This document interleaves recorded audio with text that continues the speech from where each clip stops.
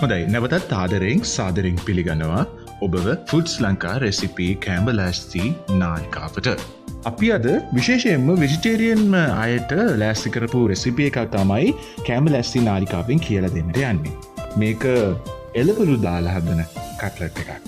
බලන්නකෝ එහෙනම් හදලා මතක තියාගන්න මේක හදනකොට බිත්තර නොදාන හින්දා නොගැඹුරු තෙලේ තමයි බදින්න ඕනේ. නැත්තම් කට්ලට් එක කැඩෙන්න බලනවා. ඒ වගේම තමයි මේ කට්ලට් මිශ්‍රණය මස් මාළු දාලා හදන කට්ලට් මිශ්‍රණයකට වඩා රස ටිකක් අඩු වෙන්න පුළුවන්. හැබැයි වෙජිටේරියන් අයට නම් මේක ඉතාමත්ම රසවත් වේවි. ඉතින් දාන මිශ්‍රණය තවත් රසට හදාගන්න එක ඔයාලගේ අතේ තමයි තියෙන්නේ. බලමු අපි මේකට අවශ්‍ය දේවල් මොනවද කියලා.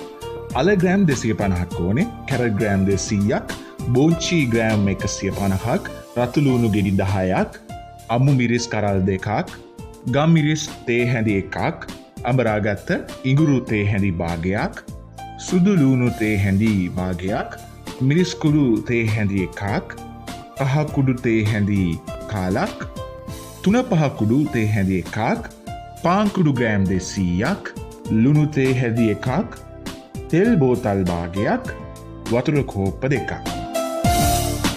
මේකේ වටේ දවටනේ එහෙම නැත්නම් බැටර් එකට අවශ්‍ය දේවල් තමයි මේ.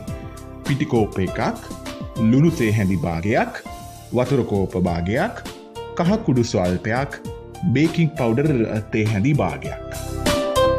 බලමුකෝ එහෙනම් මේ ඔක්කොම එකතු කරගෙන මේක හදාගන්නේ කොහොමද කියලා. අපි මුලින්ම හදමු බැටර් එක. බැටර් එක සඳහා පාන් පිටි බේකින් පවුඩර් ලුණු හොඳින් මිශ්‍ර කරගන්න. දැන් වතුර ටික ටික එකතු කර අවශ්‍ය පදමට බැටර් එක හදාගන්න. කට්ලට් හදලා නැති කෙනෙක් නම් චුට්ටක් තේරෙනවා මදි ඇති. එහෙම අය චුට්ටක් කර කට්ලට් හදනකොට ඒ පදමට එන විදිහට සාමාන්‍යයෙන් ඔයගොල්ලන්ට දැනෙන පදමට එන විදිහට අනාගන්න. දැන් හදමු එහෙනම් කට්ලට් මිශ්‍රණය. මුලින්ම එළවලු සියල්ලම පොඩියට කපාගෙන ලුණු ස්වල්පයක් දාලා තම්බ ගන්න. තඹ ගත්තට පස්සේ ඒක වතුර බේරගෙන පස්සකින් තියන්න. ඊට පස්සේ ඒක තෙම්පරාදු කර ගැනීමට තෙල් ස්වල්පයක් භාජනයකට දාලා රත් කරලා ඒකට සිහින්ම කපාගත්ත රතු ලුණු, අමු මිරිස්, අඹරාගත්ත ඉඟුරු සුදු ලුණු, මිරිස් කුඩු කහ 3-5 ගම් මිරිස් එක් කරලා මද වෙලාවක් පිස ගන්න. ඊට පස්සේ මේ තඹගත්ත එළවලු සේරම දාලා හොඳින් මිශ්‍ර කරලා ලිපෙන් ඉවත් කරගන්න. ඊට පස්සේ එළවලු මිශ්‍රණය හොඳින් පොඩි කරගන්න. වාගේ රසට අනුව ලුණු අවශ්‍ය පදමට තවත් එක් කරගන්න. ඒකට පාන් කුඩු හැඳි 2ක් එකතු කරලා ආයෙත් මිශ්‍ර කරගන්න.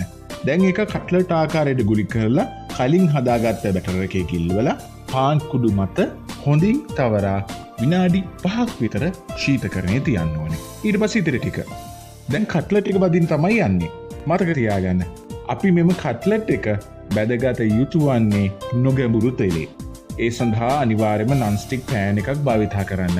සාමාන්‍ය තාච්චියක ටිකක් අමාරුයි, බැරි නැහැ. ඒ වුණත් තෙල් ටිකක් වැඩිපුර එකතු කරගන්න වෙනවා නන්ස්ටික් නොවන එකක නම්. වැදගත්ම දේ තමයි නොගැඹුරු තෙලේ බැදීම කියන්නේ කට්ලට් එක තෙල් වලින් වැසී නොයන පරිදි. මොකද අපි මේකට බිත්තර එකතු නොකළ නිසා කට්ලට් එක කැඩිලා යන්න පුළුවන්. හොඳයි, ඔන්න ඔච්චරයි. රස විඳින්න. ඔබත් වෙජිටේරියන් කෙනෙක් නම් මේ කට්ලට් රසයට ඔබ පුරුදු වේවි. රස බලලා පහලින් කමෙන්ට් එකක් දාන්න.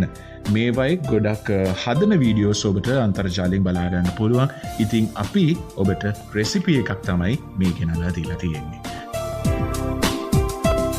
මේ වට්ටෝරුව අපි තෝරගන්නේ අන්තර්ජාලය ඇසුරෙන් වගේම අපිට ඉදිරිපත් වෙන වට්ටෝරුව ඇසුරෙන්. අලුත්ම මෙවැනි වීඩියෝස් දාපු ගමන් බලන්න අපේ නාලිකාව සබ්ස්ක්‍රයිබ් කරන්න.